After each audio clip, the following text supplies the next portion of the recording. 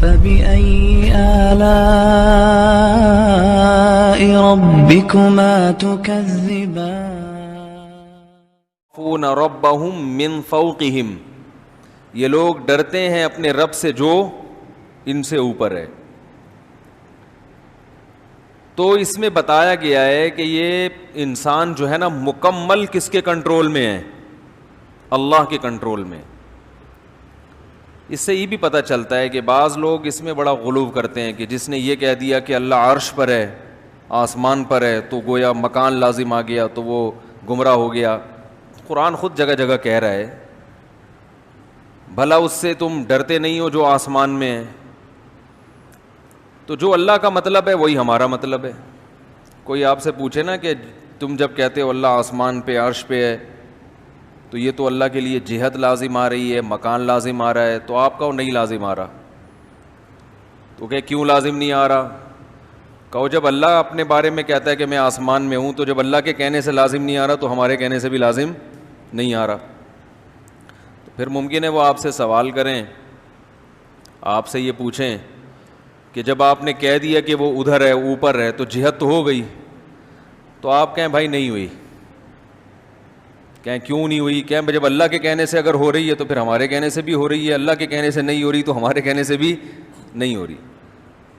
تو اللہ اعلم بمرادہ، اللہ نے اپنے بارے میں ہمیں جو بتایا ہے اس کی پوری حقیقت اللہ ہی جانتا ہے. ہم تو وہ الفاظ استعمال کریں گے جو اللہ نے اپنے لیے استعمال کیے.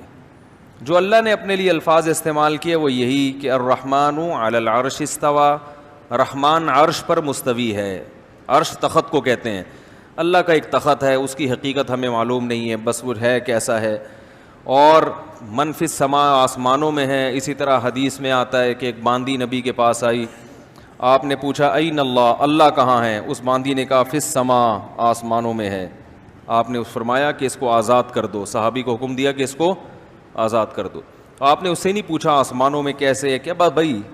تو عامی آدمی سے بھی جب پوچھا جائے گا اللہ کہاں ہے تو وہ کہے گا بھائی اللہ آسمانوں میں عرش پہ ہے. کیسے ہے، کیا ہے، ہمیں نہیں پتا.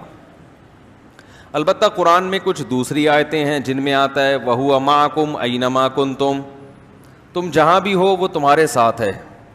یہ بھی ہے قرآن میں.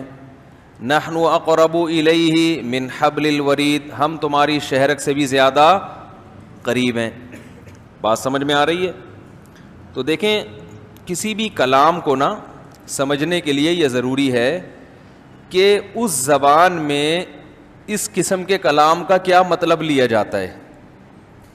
تو جب بھی ہم کسی سے بات کرتے ہیں، اردو میں بھی جو اصول ہیں وہی عربی میں ہیں. اس معاملے میں جب آپ کسی کی مدد کا وعدہ کرتے ہیں اور بتاتے ہیں کہ میری مدد ہر وقت تمہارے ساتھ رہے گی، تو آپ اس کے لیے کیا الفاظ استعمال کرتے ہیں کہ بھئی تم جہاں ہو میں تمہارے ساتھ ہوں.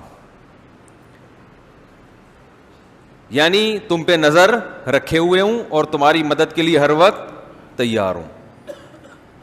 تو یہاں مطلب یہ ہوتا ہے کہ علم کے لحاظ سے بھی تمہارے ساتھ ہوں، یعنی مجھے پتا ہوگا تم کیا کر رہے ہو، نظر رکھی ہوئی ہے میں نے. اور قدرت کے لحاظ سے بھی تمہارے ساتھ. قدرت کا مطلب کہ تمہاری مدد پر میں قدرت رکھتا ہوں. تم یہ نہ سمجھو کہ مجھے قدرت ہی نہیں ہے، تو میں ہر وقت تمہاری مدد کر سکتا ہوں. تو عربی میں بھی، چونکہ عربی بھی ایک زبان ہے، تو قرآن جب عربی میں نازل ہوا تو قرآن کا بھی وہی مطلب لیا جائے گا جو عربی زبان میں مطلب لیا جاتا ہے.